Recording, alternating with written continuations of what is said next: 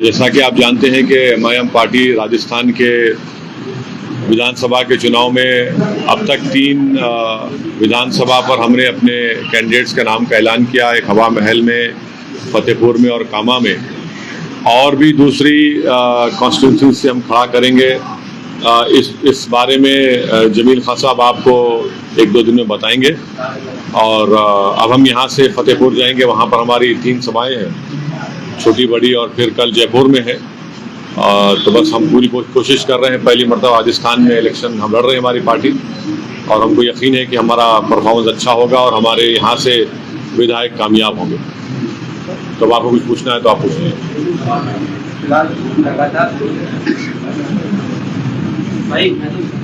लगातार आप ऐसे उम्मीद कितनी सीटों की जा रही है, उसका कैंडिडेट बता रहे हैं कितनी जीत सकते हैं? अभी तक तो जैसा मैंने आपसे कहा कि 3 विधानसभा पर हमारे कैंडिडेट्स का अनाउंसमेंट हो चुका है।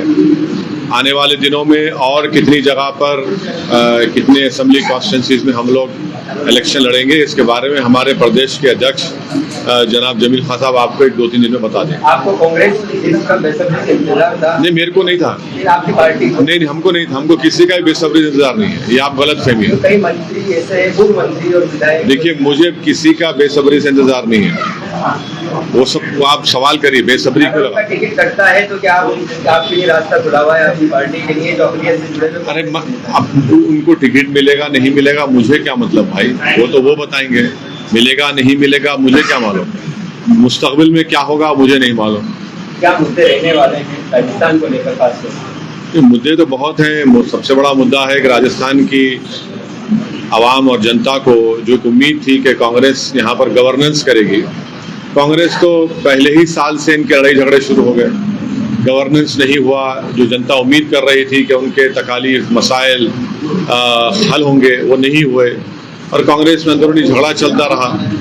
और फिर कम्युनलिज्म बढ़ता गया। यहाँ पर अल्पसंख्यक समाज हो या जितने 32 बिरादरियाँ हों, उनका कुछ नहीं हुआ। तो ऑल इन ऑल बहुत से मुद्दे हैं। बीजेपी का कम्युनलिज्म है, बीजेपी का मेजॉरिटेरिज्म है, बीजेपी का एक बर्ताव आप देख रहे हैं पूरे देश में किस तरीके से वो कर रहे हैं। ये सब चीज़ें, सब मुद्दे रहेंगे इस विधानसभा के चुनाव में। वैसे साहब, जिस तरीके से आपकी टीम काम कर रही है, गांव पर कहीं नजर नहीं आती है, किस तरीके से चुनाव लड़ाएंगे, इन मुद्दों पे चुनाव लड़ाएंगे कि एक आपकी टीम किसी मुद्दे को उठाने के लायक नजर नहीं आती है? जैसे इकबाल का मुद्दा हो, प्रोटेस्ट के टाइम पे कोई भी ऐसा शख्स नजर नहीं आया जो AIM को लेकर के जो प्रोटेस्ट किया हो, या इसके अलावा कोई और मुद्दे बहुत सारे राजस्थान के अंदर हुए हैं।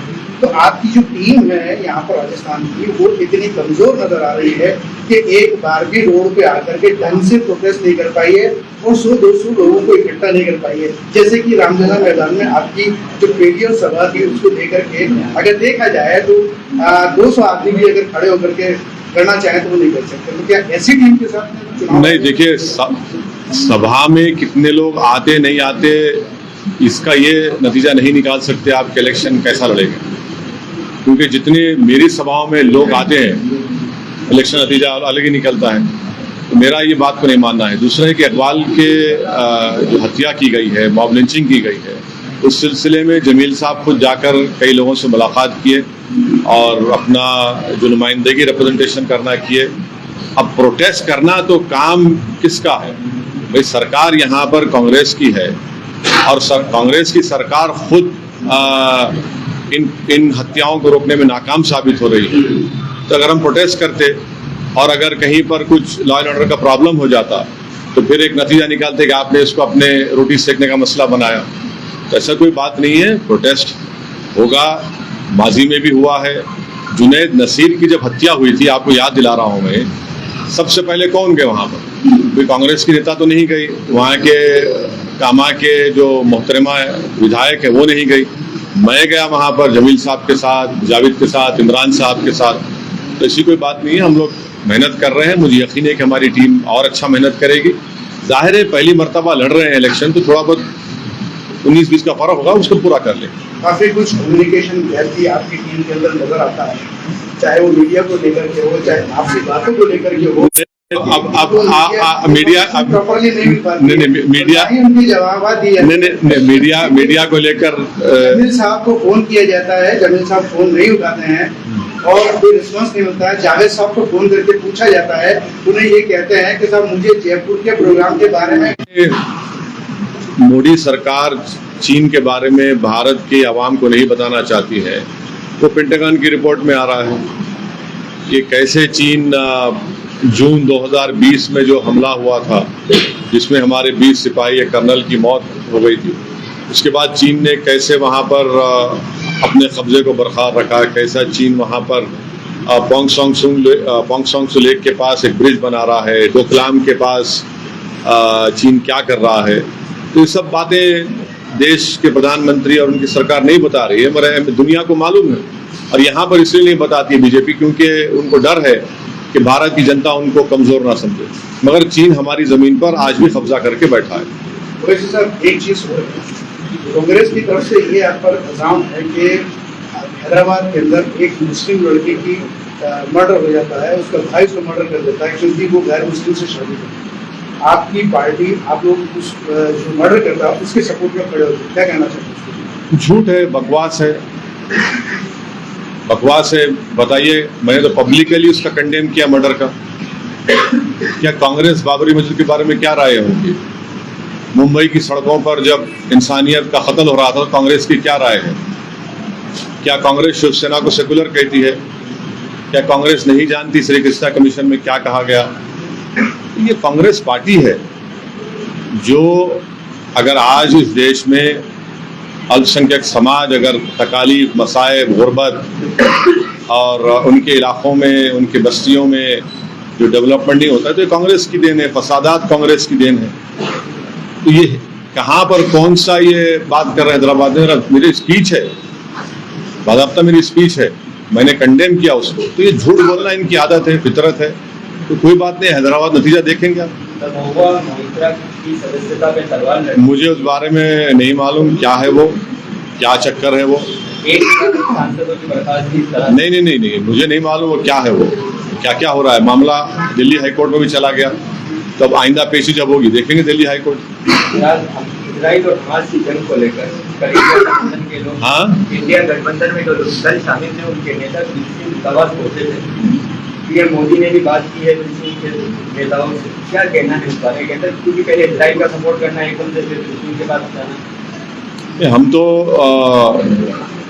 हमारे देशवासियों से बताना चाहेंगे कि महात्मा गांधी ने ये कहा था कि फ़लस्तीन अरबों की ज़मीन है, जिस तरह अंग्रेज़ों की ज़मीन इंग्लैंड है, जिस तरह फ्रांस के लोगों की ज़मीन, फ्रेंच लोगों की ज़मीन फ्रांस है। ये गांधी ने कहा था। तो अब इसको इनको सामने रखकर अपनी बात को रखनी चाहिए। और हमेशा से हमने फ़लस्तीनियों की तायीद की और हमेशा हमने इस बात को माना कि फ़लस्तीनियों का उनका एक इंडिपेंडेंट आज़ाद मुल्क होना चाहिए। और हकीकत ये है कि पिछले 80 साल से इज़राइल वहाँ पर ऑक्यूपायर है और फ़लस्तीनी ज़मीन वो लोग ऑक्यूपाइड करके बैठे हैं। और इंटरनेशनल लॉज, यूनाइटेड नेशन के कई रेजोल्यूशन है जो ये कहते हैं कि जो ऑक्यूपायर है वो फ़ौज का इस्तेमाल नहीं कर सकता है।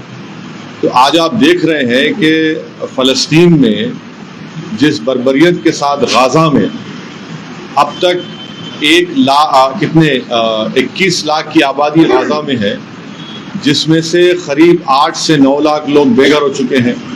करीब 16-17 हज़ार बिल्डिंगें तोड़ी जा चुकी हैं। अस्पतालों पर बमबारी की जाती है, क्रिश्चियन अस्पताल है उस पर बमबारी की जाती है। जो हमारे ईसाई मज़हब का तीसरा मुक़द्दस जो चर्च है उस पर बमबारी की जाती है। और गाज़ा में 50,000 महिलाएं प्रेग्नेंट है, उनके लिए कोई दवा का इंतज़ाम नहीं है। तो ये सब जुल्म जो है वहाँ पर ये ज़ायनिस्ट लोग कर रहे हैं। और हमने इजराइल से सॉलिडारिटी के लिए एक स्टैम्प भी निकाला था। और आज भारत सरकार ये कह भी रही कि वो पैलेस्टाइन कंट्री के फेवर में भी है। तो सबसे पहले ये बात होनी चाहिए कि एक वहाँ पर जो लोग परेशान है, पीने का पानी नहीं है, बिजली नहीं है, उनको पहले एक कॉरिडोर बनना चाहिए ह्यूमैनिटेरियन असिस्टेंस के लिए, और जितना वायलेंस हो रहा है वो खत्म होना चाहिए। एक चीज और है कि इंडिया गठबंधन में आपको शामिल नहीं किया, क्या वजह रही है? क्या आप सेकुलर नहीं है जिसकी वजह से आप शामिल? नहीं, मुझे कोई फर्क नहीं पड़ता ना, मुझे शामिल नहीं करे तो क्या फर्क पड़ने वाला है, ना शामिल करें, हम अपना काम करते रहेंगे। अब वो शामिल करें ना शामिल करें तो इससे अल्हम्दुलिल्लाह हमारी पार्टी की अहमियत में तो कमी नहीं आती है। अब जब ये लोग इनके साथ शामिल हैं, वो उत्तर प्रदेश के पार्टी, वो आज उनके बारे में क्या कह रहे हैं, शामिल हैं मगर मध्य प्रदेश में चुनाव लड़ रहे हैं, मगर गाली हमको दी जाती है, तो कोई फर्क नहीं पड़ता। ये एक, मैं पहले भी कहा हूँ आज भी कह रहा हूँ, ये सेकुलरिज्म के चौधरियों का एक बड़ा एलीट क्लब है, और इस एलीट क्लब में बड़े लोग ही बैठते हैं। हम जैसे लोगों की वहाँ पर जरूरत भी नहीं है ना, हमको शौक है वहाँ पर जाने का, हम अपना काम करते रहेंगे, इसमें कोई फर्क पड़ने वाला नहीं। हाँ, उनसे पूछ लीजिए, वही बता पाएंगे, हम क्या बता पाएंगे, तो क्यों ऐसा बोल रहे हैं, वही बता पाएंगे। अशोक गहलोत कहते हैं कि इस बार वापस से कांग्रेस भी राजस्थान में हो रही है, आपका क्या नाम है? वो बहुत सी बातें कहते हैं, उनके पार्टी के लोग क्या कह रहे हैं वो आप भी जानते हैं मुझसे ज्यादा। बोलते हैं वो, बहुत सी बातें बोलते रहते हैं ना, बहुत सी बातें बोलते रहते हैं। पिछले बार भी बोले थे कि पूरे लोकसभा के चुनाव हम जीतेंगे, उन्हीं का बेटा हार गया, अभी बोलते हैं।